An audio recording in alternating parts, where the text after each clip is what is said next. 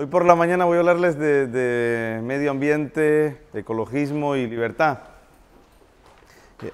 Ayer estuvimos hablando estuvimos dando un repaso por la historia del pensamiento económico y un pequeño viaje rápido. Y en ese viaje, pues, a mí lo que me encanta de ese viaje, y lo digo para conectarlo con esto, es que vemos que no hay una única línea, ¿no? No hay una única línea de pensamiento liberal. Hay personas que en diferentes momentos del tiempo han surgido con ideas distintas, en condiciones muy diferentes, enfocándose en temas muy distintos, y no parece haber una corriente que lo sabe todo o que aciertan todo, sino que van apareciendo corrientes muy interesantes y de las que podemos aprender. En el ecologismo, en la relación entre ecología y libertad, vamos a ver que ocurre algo similar. Si les preguntara cuáles son los temas que más les inquietan sobre el medio ambiente o que más les interesan en el medio ambiente, ¿qué me dirían? Cambio climático, cambio climático. El agua. ¿Cuál? Los derechos de los animales. Uy, ahí ya no sé si estamos en medio ambiente o estamos en otra cuestión, ¿no? Pero muy interesante el tema de los animales. El deshielo de los polos que estaría relacionado con el cambio climático. ¿Algo más? Pérdida de biodiversidad. Desarrollo sostenible. La influencia del hombre en el medio, o sea, el tema general de la relación entre el hombre y el medio ambiente. Deforestación, o sea, bosques y desertificación relacionado con deforestación, bien. ¿Los accidentes nucleares? Accidentes nucleares. Vamos a ver si entramos en ese tema también, estaría bueno. Las algas, las medusas en los mares. Uy, ahí sí que no voy a meter, pero a lo mejor alguien sabe un poco del tema de algas y medusas, pero sí, qué interesante. Sobre todo porque me molesta mucho cuando me meto y está llena de medusas. Los límites del crecimiento, si hay límites al crecimiento y en qué medida hasta a partir de cierto punto de crecimiento estamos poniendo en peligro el medio ambiente. Bien, muy buen tema también. Vamos, ¿alguno más? ¿Algún tema más que les inquiete o que les dé que pensar? Son todos temas muy buenos los que han comentado. Uy, externalidad negativa de la actividad minera. Bien, vamos a ver si entramos también en ese. Al menos a modo de conversación, de ver qué es lo que pensamos sobre ese campo. Bien, lo que voy a tratar de hacer, y voy a intentar tocar en la medida de lo posible la mayor parte de los temas que han mencionado, y si no, en la parte final, si no he recordado alguno, pues lo van sacando a medida que hablo o al final. Es ver eso, es ver si la relación entre el ser humano y su actividad y el medio ambiente es armoniosa o no es nada armoniosa.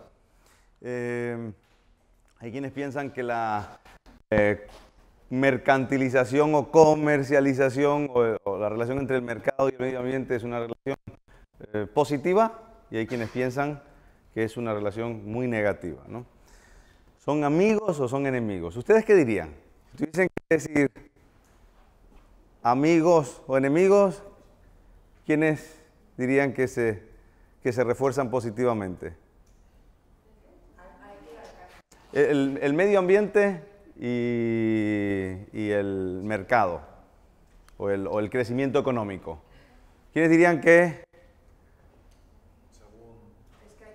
Bueno, en general. Ahora vamos a entrar en los casos, pero 4, 5, 6.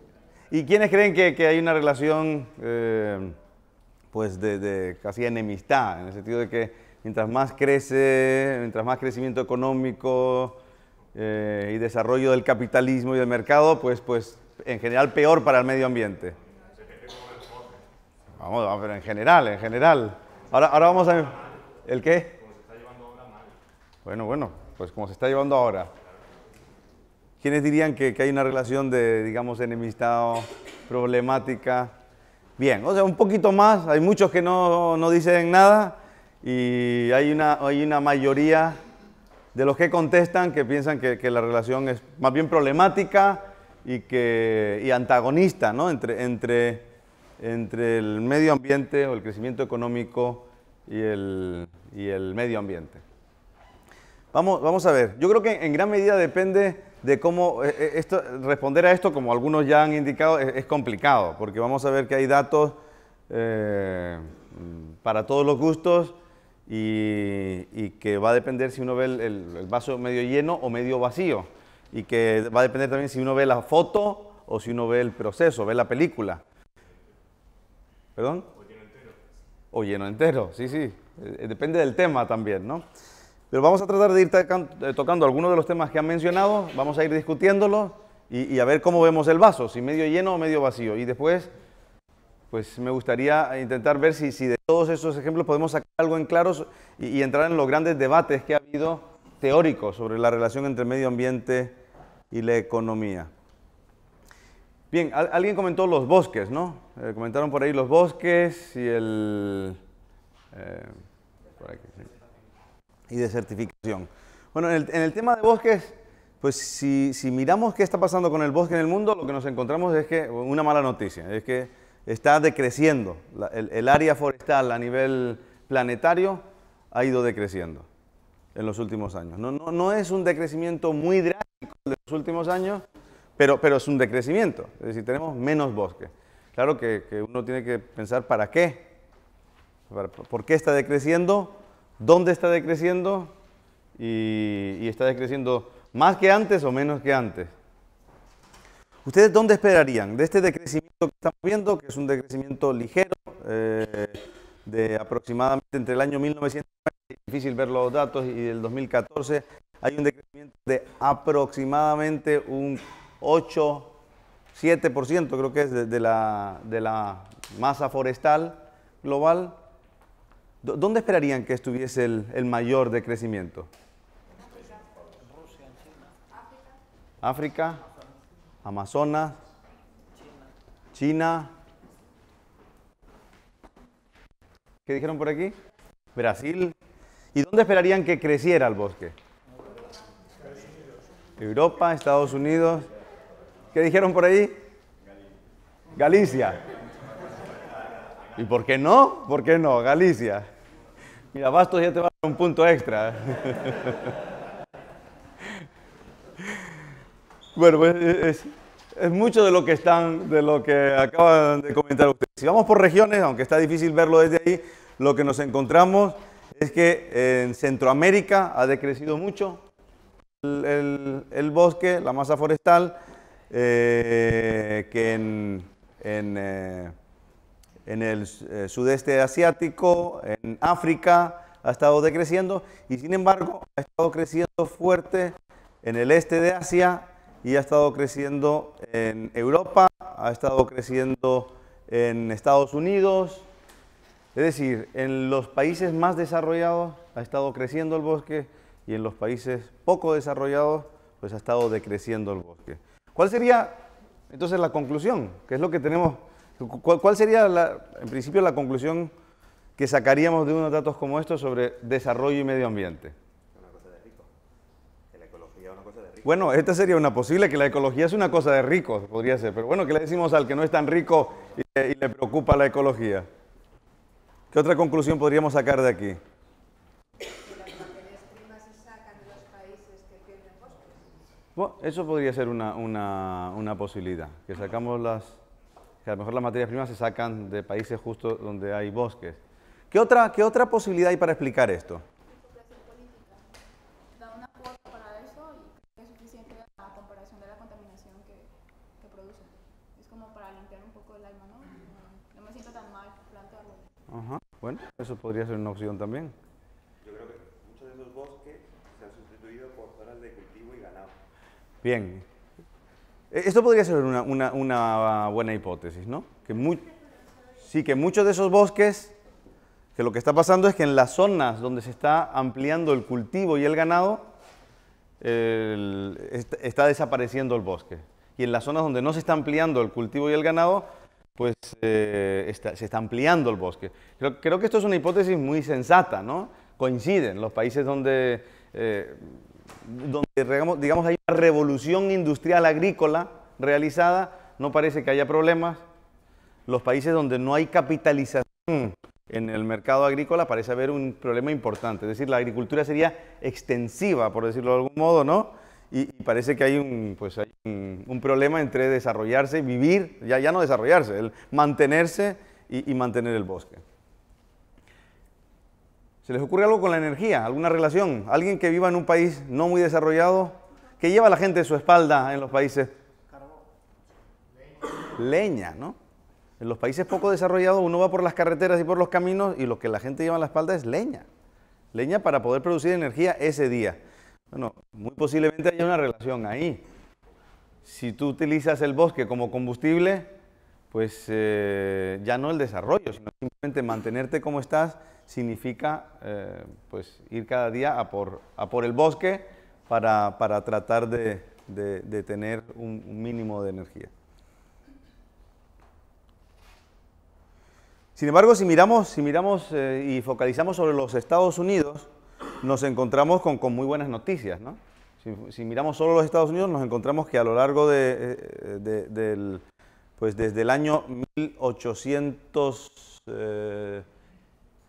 para acá, nos encontramos con altibajos, con bajos muy grandes, pero que en los últimos 60 años sobre todo es un crecimiento claro. Vamos a poner otro gráfico que se nota mejor. Aquí tienen un gráfico con cómo va el bosque en Estados Unidos desde el año 53 hasta la actualidad y claramente pues el bosque en un país como Estados Unidos crece. ¿Qué ocurre con España? Pues tenemos muy buenas noticias también en España. En los últimos censos forestales lo que nos encontramos es que como mínimo en los últimos 25 años que tenemos datos muy fiables, el bosque crece en España. Y es curioso porque en el tema de la desertificación escuchamos hablar mucho de la desertificación en los medios de comunicación y escuchamos pues cómo crece la zona desértica en algunas zonas de España, pero no escuchamos esta otra noticia de cómo crece la masa forestal al mismo tiempo en España. Una idea romántica que existe es las tribus indígenas estaban como en armonía con los bosques, ¿no? Es una idea que se nos suele... ¿Y por qué crees que no fue así? ¿O por qué sabes que no fue así? Sí.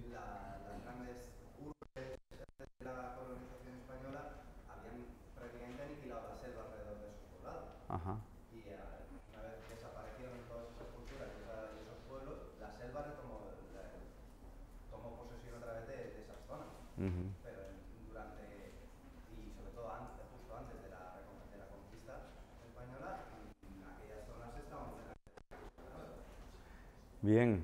Yo recuerdo la primera vez que fui a visitar el Parque Nacional Arqueológico de Tikal, y que es un lugar precioso, lleno de bosques, tienes las pirámides, bosques alrededor, hay unas imágenes muy famosas de la Guerra de las Galaxias que están tomadas desde el Templo 5, creo que es,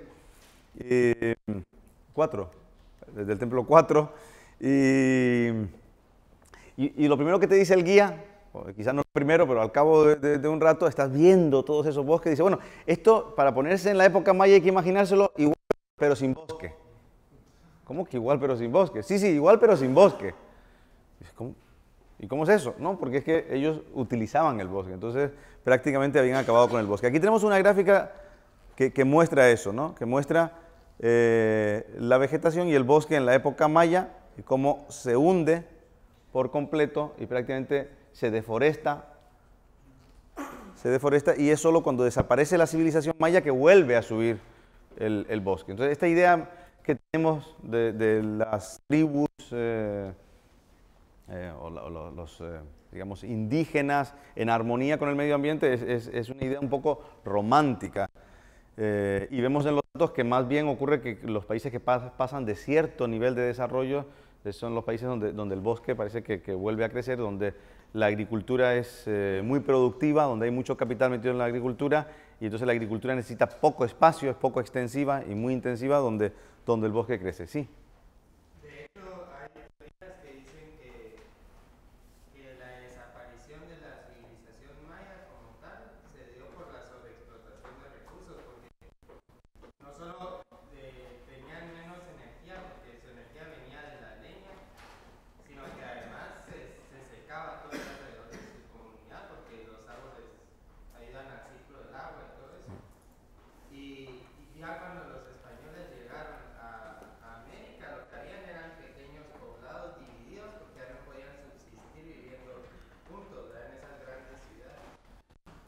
Sí, sí, efectivamente hay una gran discusión de por qué desaparecen algunas de las civilizaciones prehispánicas en América, muy especialmente en torno a la maya. Hay una discusión muy grande, porque cuando llegan los españoles la civilización maya ya ha desaparecido, y la pregunta es por qué desapareció. Y una de las hipótesis que más siguen los estudiosos es precisamente esa.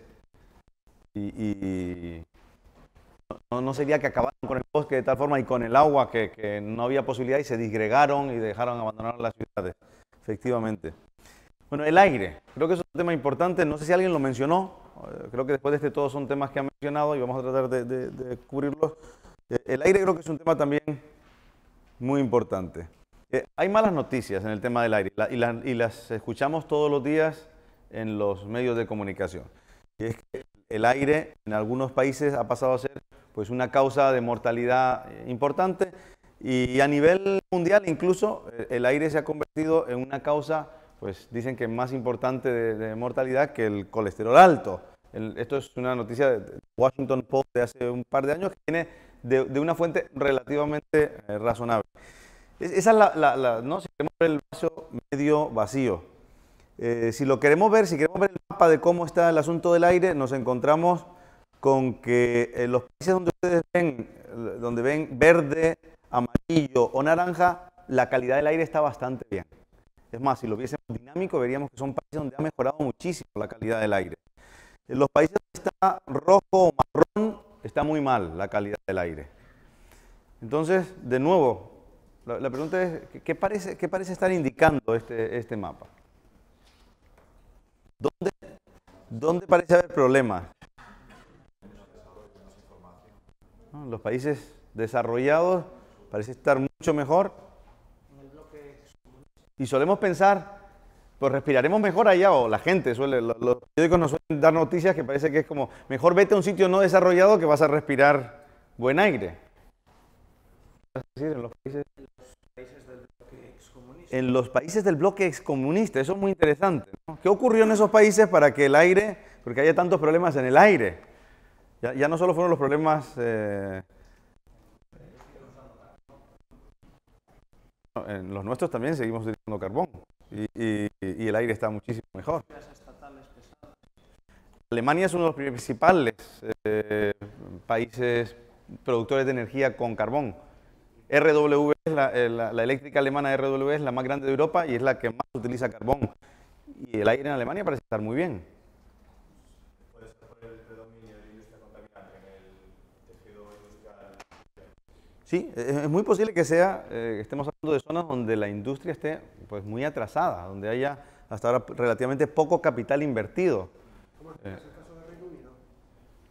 El caso del Reino Unido, pues Portugal.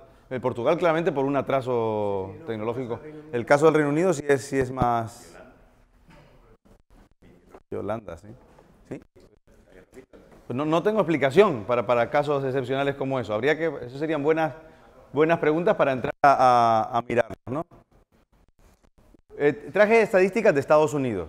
Y esta es la calidad del aire en Estados Unidos. Son contaminantes, partes por millón en el aire en Estados Unidos desde 1920 hasta 2007. Y la tendencia está bastante clara, ¿no? Es una disminución continua. Desde 1980 hasta 2007. Y la mejoría es clara y es continua. Si lo miramos por contaminantes concretos, pasa lo mismo. En cada uno vemos que va decreciendo. En monóxido de carbono, en plomo, en nitrógeno. Y no hablamos de reducciones de 10, 20%, hablamos de caídas realmente grandes. Caídas del 80%, caídas del 90%. Estos son los principales contaminantes, el nitrógeno, el dióxido de nitrógeno, etcétera, etcétera. Es decir, si vamos a países desarrollados, vemos que las noticias, en cambio, son bastante buenas, ¿no? Yo siempre comento que cuando hablo de estos temas, y sobre todo cuando tengo discusiones con gente del mundo ecologista, y me hablan de que hay que poner estándares, mi pregunta siempre es, ¿qué países son los que suelen estar dispuestos a firmar cualquier tipo de tratado de estándares? ¿Y cuáles son los países que tienen problemas a la hora de firmar esos tratados? ¿Cuáles son los países que suelen decir, no, nosotros no podemos firmar esos tratados? India, China, países... No, Estados Unidos en general está dispuesto a firmar prácticamente todo, excepto Kioto, lo firma todo porque los cumple todos. No necesitan esforzarse en cumplirlos, ¿no? Por eso digo, Kioto, me refiero en el caso del CO2. Ahí podemos entrar ahora cuando hablemos de cambio climático, ¿no? Pero ahí está la discusión de qué considera, sobre todo en el Senado de Estados Unidos, que es donde único se ha votado, si los senadores estadounidenses consideraron que eso era un contaminante o no. La tesis de ellos es que eso no es un contaminante, ¿no? Pero no se puede pensar que la regulación de los países desarrollados es la que impide una mayor contaminación. No lo sé. Si en Estados Unidos hay menos contaminación del aire, puede ser debido a las normas que impiden índices de contaminación elevada. No lo sé. Claro, aquí está el tema de la causalidad, ¿no? ¿Qué fueron? ¿Primero las normas y luego los índices? ¿O fueron los índices y después ya nos permitimos poner en marcha normas?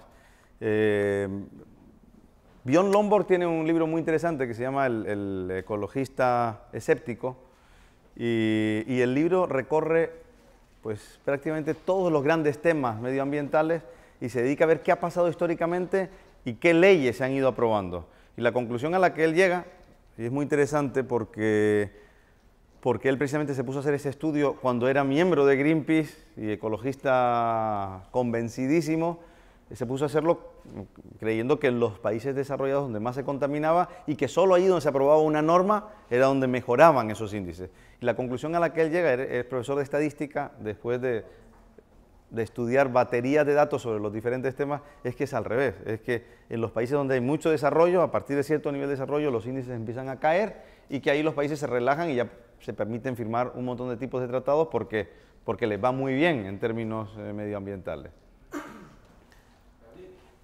Sí. ¿La primera es de CO2? No, la primera es de monóxido de carbono. Ah, porque la del CO2 también se muestra que viene cayendo antes de Kioto y después de Kioto. Sí. Entonces que parece que esa tendencia a Kioto... Bueno, la de CO2 por habitante es la que viene cayendo, sí. Efectivamente. Pero esa no la tengo aquí. Bueno, vamos a ver algún tema más. Los animales. Me hablaban de los animales, no tanto del derecho de los animales, que supongo que puede ser tema para alguna charla de Paco Capella, si es que va a hablar este año de ética. Más bien el tema de los animales en peligro de extinción, ¿no? Y ¿quién salva a los animales? ¿Y qué animales están en peligro de extinción? ¿Cuáles desaparecen? ¿Cuáles no desaparecen? ¿Dónde dirían ustedes que tienden a desaparecer los animales?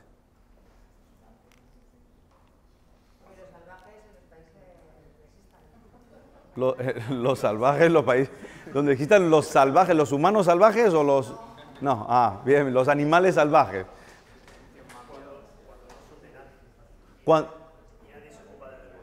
Cuando no son de nadie y nadie se ocupa de reponerlos.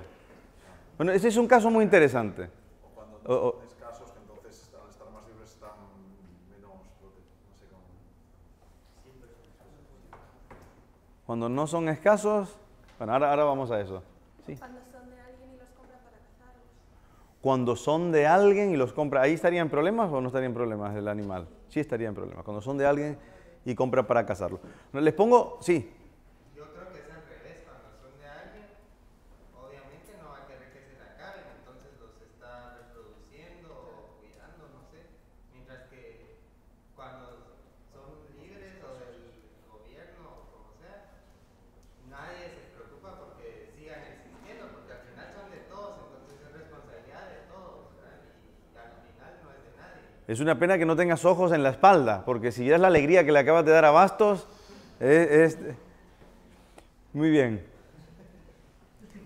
Entonces, un caso interesante, por ponerles un ejemplo, es el caso del bisonte y del búfalo. El búfalo es un animal que desapareció, y cuando desapareció, y en los años que fue desapareciendo, el debate en torno a cuál era la política a adoptar en torno al búfalo fue un debate muy, muy fuerte en Estados Unidos. Imagínense, un animal que es símbolo nacional, ¿no? Y unos proponían que lo que había que hacer era lo que han dicho algunos de ustedes por ahí, es privatizarlo. Es decir, oye, privaticen el búfalo. Lo privatizan y ya nadie va a estar interesado en que desaparezcan. Los mismos que van a cazarlo van a estar interesados en que se reproduzcan. Y lo que ocurrió es que se empeñaron en que no había que privatizarlo porque era símbolo nacional precisamente, y el búfalo desapareció. Luego el bisonte, que es el primo hermano, estuvo en peligro de extinción, y un grupo de estudiosos convencieron a la Secretaría de Medio Ambiente de Estados Unidos para que permitiera la privatización del bisonte, y lo que sucedió fue que el bisonte salió de peligro de extinción y empezó, como preveían algunos de ustedes, a reproducirse, ¿no? Y el número de bisontes, tanto en cautividad como en libertad, pues empezó a aumentar, porque la presión sobre el bisonte disminuyó. Al haber propiedad privada al permitirse la propiedad, no es que todos los bisontes fuesen de propiedad privada, pero al permitirse la propiedad privada sobre el bisonte, pues había incentivos para reproducir al bisonte y no simplemente cazarlo. Es decir, no se produjo lo que los economistas conocen como la tragedia de los comunes. No sé si alguna vez han oído hablar de este fenómeno. ¿Quiénes han oído hablar de la tragedia de los comunes? ¿El qué? Ah, en el vídeo de Toy Story, es verdad. La tragedia de los comunes básicamente lo que dice es que cuando un recurso natural es de acceso común y todo el mundo puede acceder a ese recurso natural, pues nadie tiene el incentivo para capitalizarlo, para reponerlo, para cuidarlo, y en cambio todos tienen incentivo para consumirlo, ¿no? Y el fenómeno, lo que va a suceder es que todos van a por él y nadie gasta recursos en conservarlo, porque el recurso que gastes en conservarlo va a ser recurso perdido. Entonces el recurso tiende a desaparecer. Lo vamos a ver ahora en un momento. Y lo podemos ver precisamente con el agua. Alguien decía que el agua era otro tema que le preocupaba, ¿no?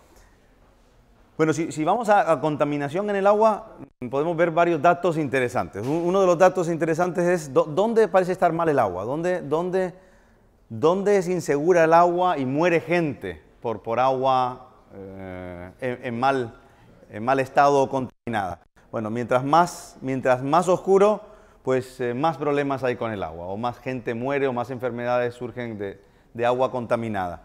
Creo que se ve de nuevo claramente la tendencia. No digo que sea perfecta y que no haya excepciones, sino se ve de nuevo claramente la tendencia, ¿no? ¿En qué países el agua está más o menos limpia? En los países.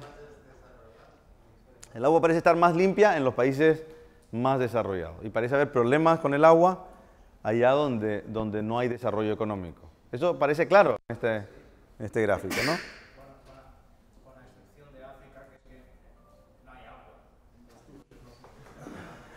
Bueno, sí hay agua, pero sí hay agua, en algunas partes incluso mucha agua, ¿no? En algunas partes muchísima agua. Pero la cuestión es cuál es la calidad. Aquí no está hablando de cuánta hay, sino cuál es la calidad del agua que hay, ¿no? Y cómo está de contaminada. Aquí tenemos otra donde, de nuevo, en las zonas más azules estamos viendo las zonas donde el agua está más limpia, y en las zonas más rojas donde el agua está más contaminada y produce más enfermedades y demás. Y nos encontramos con algo muy parecido a lo que ya estábamos viendo antes. Pero ¿qué ocurre con la tragedia de los comunes que hablábamos? ¿Qué ocurre cuando estés donde estés, en aquellos lugares donde tú das acceso a todo el mundo al agua y nadie es propietario del agua? Bueno, este es un caso muy conocido, que es el del Mar de Aral. El Mar de Aral era el lago continental pues, más grande del mundo, y lo que se produjo es el caso más clásico de tragedia de los comunes. Todo el mundo fue a por el agua, todo el mundo utilizó el agua, todas las irrigaciones de toda esa zona utilizaron el agua sin que hubiese posibilidad alguna de poner precio, de dar títulos de propiedad, de hacer organizaciones como han surgido en muchas partes del mundo de propietarios de las cuencas y demás. Y eso, ahí tenemos una imagen de qué ha ido pasando con el Mar de Aral como efecto de esta pues, tragedia de los comunes, ¿no? Entrar todos a por el agua y nadie ser el propietario interesado en invertir para mantener. Minería, alguien comentó minería, que estaba interesado en ver los efectos de la minería. ¿Cuál puede ser el problema de la minería? Aquí me olvidé traer una gráfica que suelo traer para acompañar a esta, donde muestro objetos que suelen tener ustedes por ahí, para los que la minería es importante. Y es impresionante, si uno mira desde los iPads, los cinturones, los relojes, las gafas, las sillas en las que estamos rodeados de objetos que han salido de la minería, ¿no? Y esto lo suelo poner porque en una ocasión fui a un debate y me dijeron, pero la minería ¿para qué nos sirve? Dije, ¿para qué nos sirve? ¿Para qué no de lo que hay por aquí, ¿no? Casi todo una gran parte de las cosas que estamos utilizando en este momento para poder dar esta conferencia salen de la minería. ¿Cuáles son los problemas asociados a la minería? Contamina muchísima agua. ¿Qué? Contamina muchísima agua. Contamina muchísima agua. Esa es una de las cuestiones que se comentan, ¿no? Que contamina mucha agua. Que los minerales son finitos. Que los minerales son finitos. Esto es muy interesante. ¿Qué otra cosa han escuchado? Que no es productivo. Que no es productivo. Bueno, bien, que no es productivo ¿en qué sentido? Que cuesta más sacarlo, o sea, para sacarlo que lo que puede generar turismo. Ah, bueno, pero eso sí, si lo dejamos al mercado, que no sea productivo, pues da igual, ¿no? Porque si no es productivo ya cierra las puertas y cierra la mina y todos contentos porque... Sí, que no es rentable. Bien, es muy interesante lo que están comentando, porque curiosamente nadie se suele quejar de estos problemas, del problema de que es finito o del agua, en aquellos países donde hay derechos de propiedad. Si ustedes van a los ciudadanos de Alaska y les preguntan si tienen algún problema con las mineras de Alaska, nadie tiene problemas. Si se van a... Alaska es una población de ¿cuántas personas? ¿Cuántos recursos mineros tienen? Y están felices. Claro, pero es muy mongol. Les pongo otro ejemplo, Canadá. Canadá es un país donde la gente está muy feliz con la minería, ¿no? No hay esa... Australia, sí. En el caso de Australia, sobre todo con el carbón, además, ¿no? Entonces, encontramos países donde, curiosamente, estas cuestiones que ustedes están comentando, la gente ni se las plantea, sino ven la minería como una actividad, como... densidades de población muy pequeñas para territorios muy amplios. Yo creo que lo que influye es que ahí hay propiedad privada sobre las minas y que las mineras que tienen esa propiedad le han comprado la tierra a alguien, esa persona a lo mejor incluso ha llegado a un acuerdo con la minera y se lleva una parte de la explotación de la mina, y yo creo que el problema lo solemos encontrar persistentemente en aquellos países donde el Estado es el propietario del subsuelo. Y cuando el Estado es el propietario del subsuelo...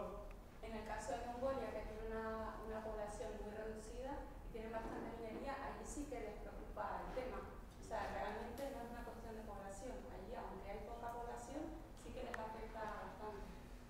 Y normalmente hay poca población en las áreas mineras, no en el país. Donde están las minas es usualmente lugares muy alejados, donde la gente no... Que eso suele ser así en todos los casos, sí.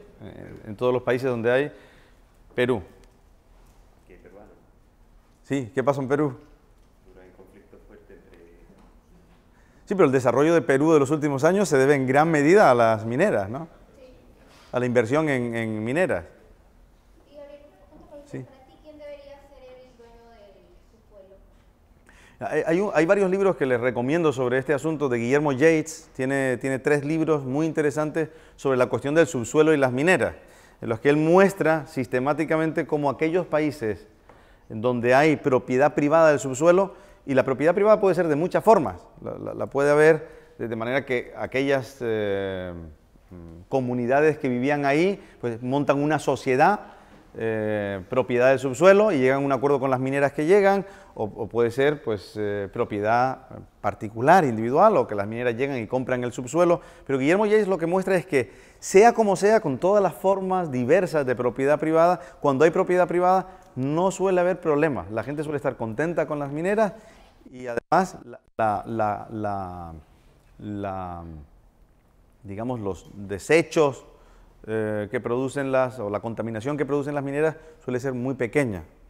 Y al mismo tiempo muestra cómo allá donde no la hay, lo que hay son acuerdos entre gobiernos y partidos políticos que reciben por detrás un dinero para financiarse gracias a la actividad de las mineras, y que la última de las preocupaciones es cómo se queda aquello después de la explotación de la mina. Creo que es muy convincente el trabajo de Guillermo Yates a lo largo de los años acerca de la diferencia tan grande que provoca el que haya propiedad privada del subsuelo o no la haya, ¿no? Muchos acusan a los países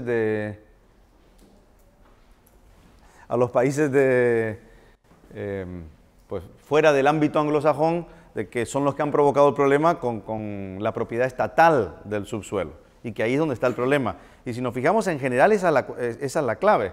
En los países donde hay una tradición anglosajona de que el subsuelo puede ser privatizable y se puede llevar a contratos privados, pues parece no haber tanto problema con el tema del subsuelo. Los problemas parecen estar allá donde precisamente el Estado se arroga el derecho sobre el subsuelo.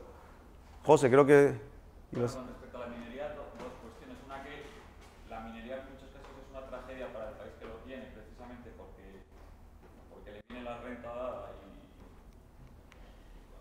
mal acostumbrada a la gente. En el caso de Venezuela para mí es evidente, y en Latinoamérica. Y otro, que hay teóricos, por ejemplo Maurice Adelman, y yo compro esa idea, que no hay diferencia entre la explotación del subsuelo y la explotación del suelo, y que los minerales no son recursos dados, sino recursos que crea el hombre. Bueno, esa última cuestión de José es bastante polémica, y los minerales son un recurso dado y finito, son un recurso que el hombre crea. Y aquí vamos a ver, en un momento vamos a ver que esto depende incluso de qué perspectiva económica, de qué gafas económicas te pongas. Si tú crees que las cosas son bienes económicos por el hecho de ser cosas, o que el hombre les otorga calidad de bien económico y las va produciendo, y además está esta otra visión de que con energía suficientemente barata tú prácticamente creas cualquier tipo de mineral o su sustituto cercano, ¿no? Sí.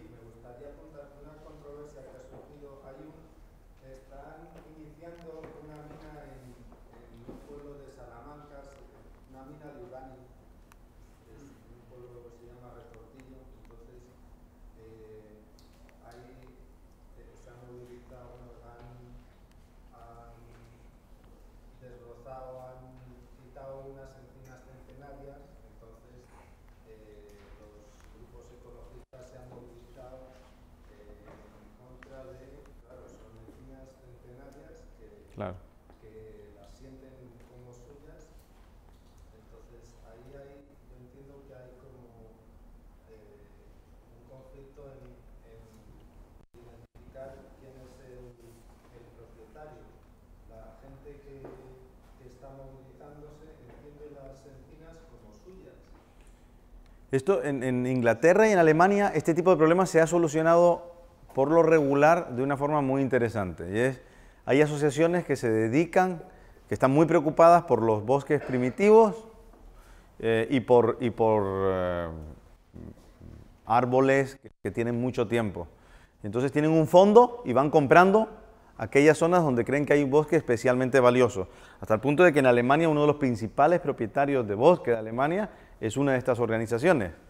Y en Inglaterra hay una fundación muy interesante que se dedica, que es muy grande y muy conocida en el Reino Unido, que se dedica solo a comprar aquellas zonas de bosque primitivo muy antiguo que piensan que tienen un especial valor, ¿no? Pero eso es dar una solución de mercado, decir, oye, allá donde de verdad creemos que tiene mucho valor, júntense todos los que creen que tiene valor y... Ahí hay un problema de mentalidad, y es que las instituciones ecologistas ya asumen que eso es suyo. Claro. Entonces no necesitas privatizar. cierto, cierto. National Trust no solo, esta organización, el National Trust, no solo tiene bosques, tiene un montón de recursos, de parajes naturales, que en teoría sería aquí público, y también en archivos históricos o de monumentos históricos, o sea que resuelve un montón de problemas. Y es enorme. Sí. Gracias. ¿Sí? Una cosa que quizás sea interesante para conectar este tema con el siguiente, que puse unas láminas sobre energía, es vayan atrás, rebobinemos por un momento y pongámonos en cualquier periodo anterior al siglo XVIII. ¿Qué pasaba cada vez que la economía iba bien? ¿Qué pasaba cada vez que tenemos un repunte económico, un despegue económico en cualquier parte del mundo? Crecía la población, pero ¿qué pasaba con el bosque? Disminuía. Se arrasaba con el bosque. De hecho, hay mucha gente que piensa que el límite al crecimiento estaba en gran medida en que una vez crecía, empezabas a hacer un uso tan intensivo de los bosques que llegaba a un punto que dejabas de crecer, ¿no? Hasta el punto de que muchas personas creen que una de las claves fundamentales para que pudiese existir la revolución industrial, más allá de cambios culturales, etcétera, es la minería del carbón. Es decir, es descubrir que en vez de ir a por el bosque, uno puede ir a por un fósil que tiene muchísimo poder energético y que lo hay en abundancia y que uno lo puede utilizar, y en vez de ir a por el bosque, en vez de ir, digamos, extensivamente a por el bosque y arrasar con tierra, lo que haces es poner unas calderas, montar vapor gracias al carbón y con ese vapor mover una turbina y empezar a producir electricidad. Puse aquí una gráfica, aunque nadie preguntó nada de la electricidad, alguien sí dijo algo de la nuclear, ¿no? No me acuerdo de la nuclear. En general, casi todas las energías consisten, sobre todo las formas de producir electricidad consisten en lo mismo. Consisten en hacer mover una turbina, básicamente, ¿no? Y lo puedes mover quemando algún fósil, lo puedes mover, pues, obviamente con carbón, con petróleo, con gas, o con un chorro de aire, y muevas una turbina, que es la eólica, o haciendo caer agua o pasar agua y mueves una turbina.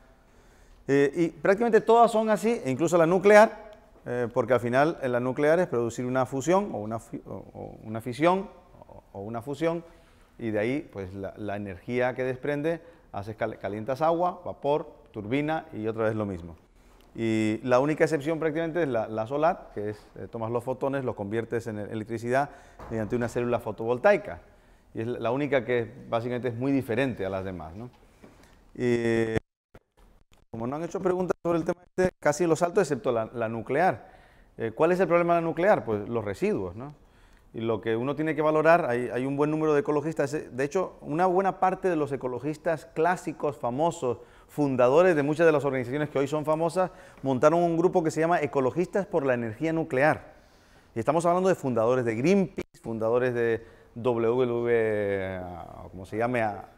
¿El qué? WWF. Hablamos de un grupo de 6 o 7 ecologistas muy famosos que montaron un grupo que se llama Ecologistas por la Energía Nuclear, porque lo que decían es, mira, todo tiene sus pros y sus contras. En la energía nuclear, obviamente, los residuos son el problema, el residuo radioactivo.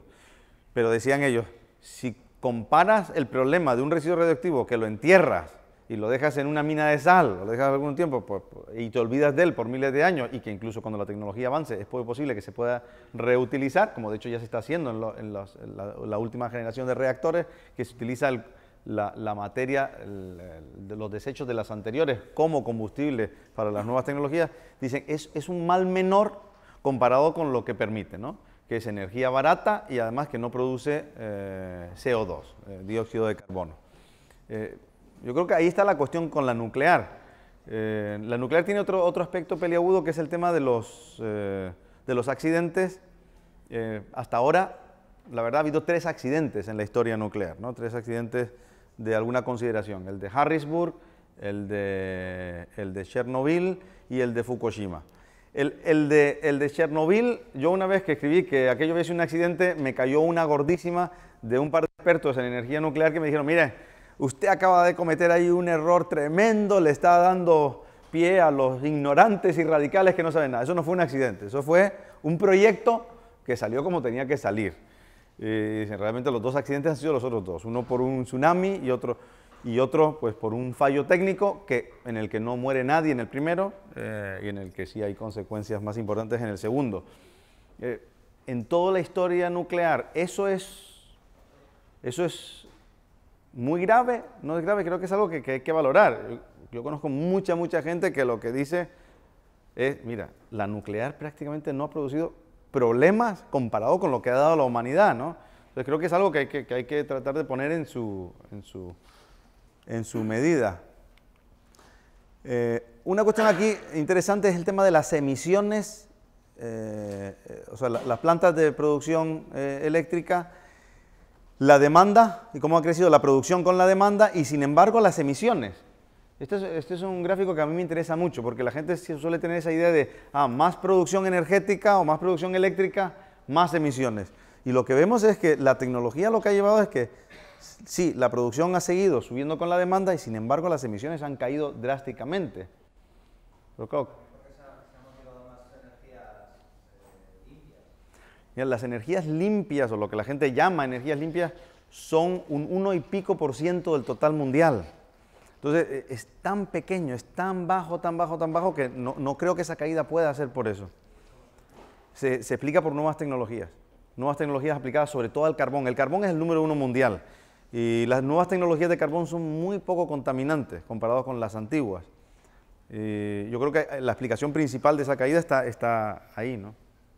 Luis Alfonso, sí. Yo he leído a personas aparentemente expertas por el tono de, sí. por el tono de la redacción, de lo que yo he leído, sí. no tengo sí. otro elemento, decir que respecto a los accidentes de las nucleares, que el riesgo de las nucleares en realidad están implícitamente subvencionadas, bueno, implícitamente no, explícitamente subvencionadas por los gobiernos, puesto que no serían capaces de pagar en el mercado el coste de los seguros. De accidentes. El hecho de que otras muchas energías tampoco lo paguen no quiere decir... Vale. No, buenísimo el punto, Luis Alfonso. Yo de hecho, ese es un punto que también he sacado muchas veces. No en todos los países el gobierno cubre el seguro de las nucleares. En Estados Unidos es el caso, por ejemplo, ¿no? que el gobierno se ocupa del seguro. En otros muchos países, en cambio, son las propias, incluido el caso de España, son las propias eléctricas las que se encargan del seguro.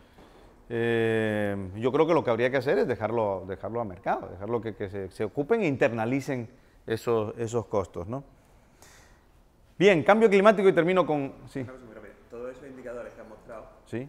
donde digamos, tiene una trampa. Tú divides por el crecimiento del GDP de las personas, pero en realidad el divisor es único, es un único planeta. O sea, lo importante no es la capacidad del ser humano de absorber CO2, porque no tenemos. Lo que debería dividir es la capacidad del planeta, que no sé cómo se dice, de absorber ese aumento de la contaminación que sí se produce. O sea, a lo mejor proporcionalmente consumimos menos, pero el planeta solo hay uno. O sea, no va creciendo conforme el... Bien. No sé si lo escucharon, el punto es muy válido, bien, porcentualmente puede estar decreciendo muchos de estos indicadores, pero en términos absolutos está creciendo para el planeta y entonces el planeta tendrá unos límites de absorción de todo esto. Si yo a lo que estaba yendo ahora más bien no era eso, sino a la dinámica. Es, ¿con qué vamos a conseguir que no aumenten mucho más? ¿Con evitar el progreso y el desarrollo o fomentándolo? Y mi planteamiento es, lo vamos a conseguir si conseguimos que la mayor parte de los países entren en una dinámica de apertura económica y de crecimiento, no en lo contrario. Cambio climático. Bueno, aquí tenemos algunas portadas de cambio climático y tenemos algunas portadas de cuando se decía que lo que teníamos es enfriamiento, o sea, calentamiento global, y las mismas portadas cuando decían que lo que teníamos era enfriamiento global. Con esto no quiero decir que estén equivocados. Ahora cuando nos cuentan, no sé si han visto el último número de National Geographic, que es el número del aniversario, que el tema de portada es ese, ¿no? El cambio climático lo escuchamos continuamente.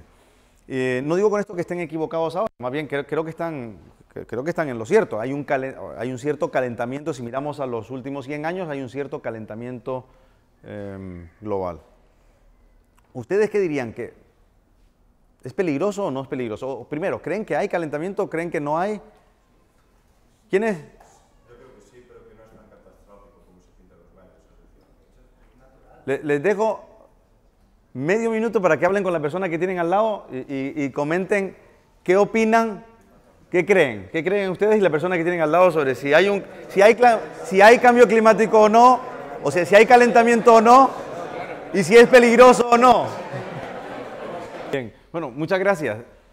Ven que la diversidad es enorme, ¿no? de lo que pensamos aquí en esta sala sobre si hay cambio climático, si es grave o no y si está producido por el hombre o no.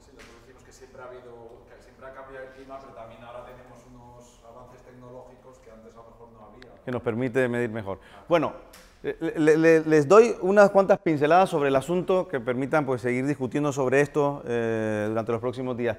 La idea de que el cambio climático es producto del hombre surge en el año 86. Ya venía estando esa idea en el ambiente. En los años 70 se pensaba, como vieron antes, que había un enfriamiento global. Y cuando este señor, James Hansen, en el año 86 declara que cree que hay tenemos un proceso de calentamiento y que se debe a la acción humana, es cuando surgen todas estas ideas.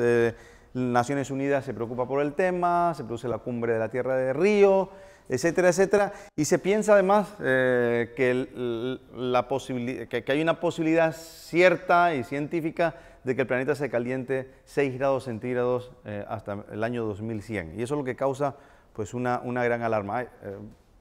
Miguel Ancho, te dejé... Sí. ¿Cómo se mide el calentamiento? Ah, bien. No, quiero decir Sí.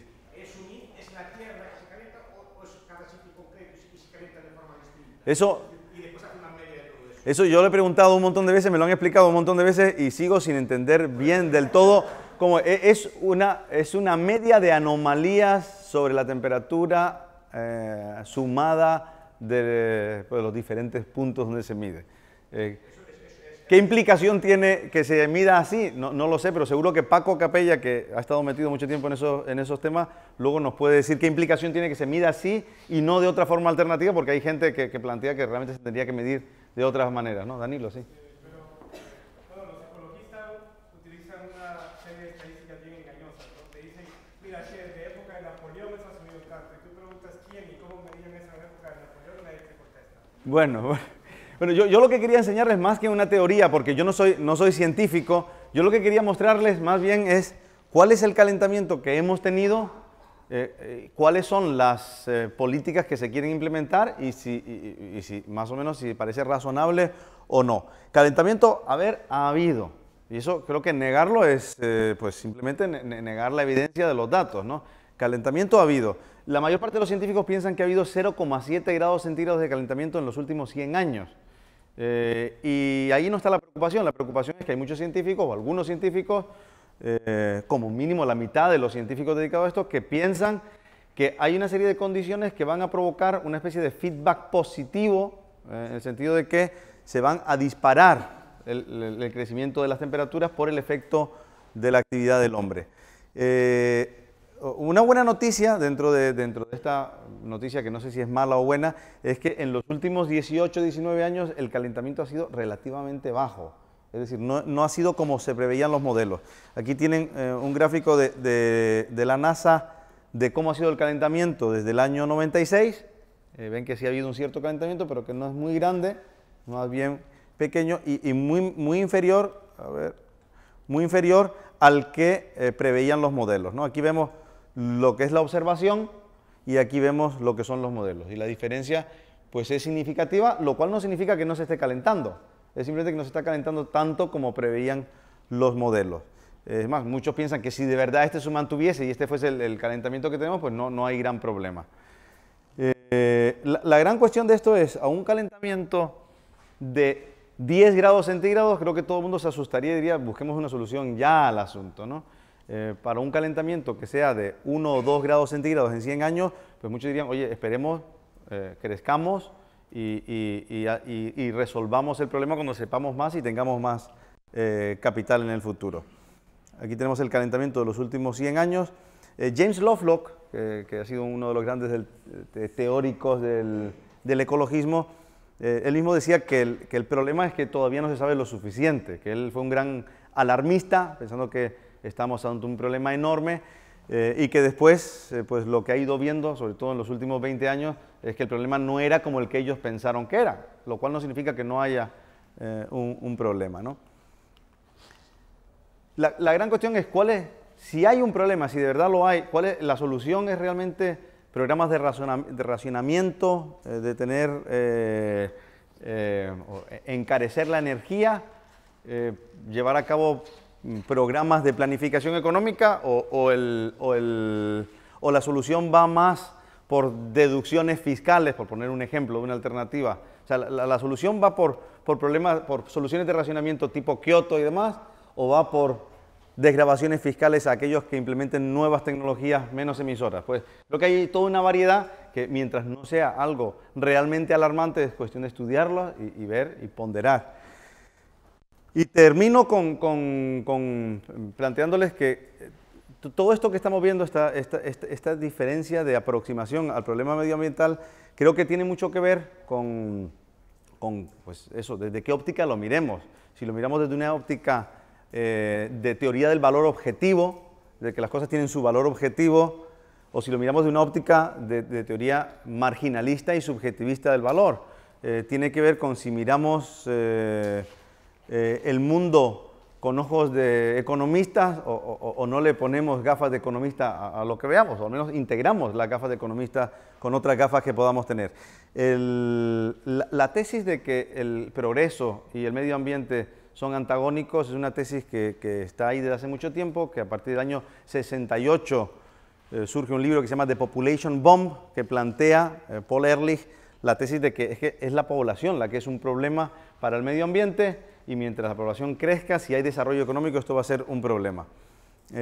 Hasta cierto punto lo que está hablando es vamos a estar siempre en la trampa malthusiana, que se le llama así por el reverendo Robert Malthus, que decía que la población siempre crece en una producción superior a la de los alimentos. Pero bueno, en The Limits of Growth, en el año 72, un grupo de autores relacionados con el MIT, liderados por Meadows, plantean que realmente el sistema económico está abocado al desastre, porque a medida que vayamos aumentando la capitalización del sistema, decían, cada vez va a haber menos recursos, y al haber menos recursos van a ser más caros, y es más antieconómico la inversión. Más crecimiento lleva menos recursos, o menos recursos lleva a un coste más alto de la inversión, ese coste más alto de la inversión llega a que no van a ser rentables. En el momento en que dejen de ser rentables va a haber un colapso de la producción industrial, mientras que la población sigue creciendo, y ahí vamos a tener un desastre, una hecatombe mundial. Ellos situaban el comienzo de esa hecatombe en el año 2005 y decían que a partir de ahí se iba a haber un desastre tremendo. Paul Ehrlich es este señor de aquí, el que les hablaba antes, y la persona que enfrentó estas ideas y que dijo, no, miren, el problema es que ustedes están viendo todo esto con gafas objetivas, no están viéndolo con las gafas de quien ve, o con gafas estáticas, no con las gafas del que ve las cuestiones dinámicas. Fue este otro señor, que es Julian Simon, que les dijo, miren, realmente los recursos se crean continuamente, cosas prácticamente hay infinitas en el mundo. Y lo que necesitamos precisamente energía barata para convertir las cosas o para transformar las cosas en bienes económicos y en un entorno agradable para el hombre. Y allá donde hay mercados, fue el primero que planteó, allá donde hay mercados, el medio ambiente mejora. Y allá donde no hay mercados y no hay crecimiento, el medio ambiente tiende a empeorar. Y cuando hay crecimiento de población, empeora bajo esas circunstancias. Sin embargo, cuando hay mercados, las condiciones mejoran siempre. Y es el que plantean, ustedes se olvidan de cosas tan importantes como la subjetividad o se olvidan de cuestiones tan importantes como los precios como señales. Cuando un recurso de verdad es valioso y empieza a ser escaso, ¿qué ocurre con su precio? Sube, ¿no? ¿Y qué ocurre si tenemos un entorno de mercado? ¿Qué ocurre cuando el precio sube? ¿Qué hace el empresario? Se economiza, se buscan sustitutivos, se buscan alternativas. Y entonces dice, eso es lo que explica que allá donde hay mercados, continuamente evitamos el problema medioambiental. O podemos tener un problema inicial, pero después lo vamos evitando. Y vamos haciendo entornos agradables al ser humano si vamos evitando los problemas ecológicos. Y en cambio, allá donde no hay mercados, decía Julian Simon, es donde nos encontramos con el verdadero problema. Luego, ¿qué necesitamos? ¿Mercados o restricciones al mercado? Bueno, Paul Ehrlich decía que obviamente lo que necesitábamos eran restricciones, que si no íbamos abocados al desastre, y Julian Simon decía que no. Hasta el punto que discutieron muchas veces en los medios de comunicación, y un día Julian Simon le ofreció una apuesta a Paul Ehrlich y le dijo: te apuesto a que elijas los recursos naturales que elijas. En lo único que estamos de acuerdo, es en que si de verdad los recursos naturales se van a hacer escasos, ¿qué va a pasar con el precio? Va a subir. Eso, como es lo único en lo que estamos de acuerdo, pues hagamos una apuesta. Yo digo que no van a subir porque el problema medioambiental se va a evitar y tú dices que sí van a subir. Le ofreció la apuesta, él y Anne Ehrlich la aceptaron y eligieron 10 minerales y resulta que pasados 10 años, pues todos y cada uno de los recursos naturales que eligieron bajaron de precio y Julian Simon pues se llevó este cheque con el dinero que le tocaba por la apuesta. Pongo eso como simplemente el ejemplo de dos visiones o de dos visiones de la relación entre el ser humano, la producción y el medio ambiente que chocaron y que hubo un debate intenso con incluso una apuesta muy mediática de por medio. Y ya termino con esta diapositiva. La esperanza de vida, esto lo encontramos en muchas ocasiones, pues la relación entre esperanza de vida y calidad ambiental están tremendamente relacionados. Y si miramos el mundo, la verdad es que la buena noticia es que la esperanza de vida entre el año 1970 y el año 2010 ha aumentado tremendamente a lo largo y ancho del mundo, por muchos motivos, pero entre otros por motivos medioambientales, por mejoras medioambientales. Y claro que hay excepciones, como por ejemplo en algunas partes de África, y claro que hay excepciones en algunas partes de antiguos países comunistas por temas como el alcohol, curiosamente, pero a lo largo y ancho del mundo, lo que nos encontramos es con una mejoría en la esperanza de vida. Nada más, muchas gracias.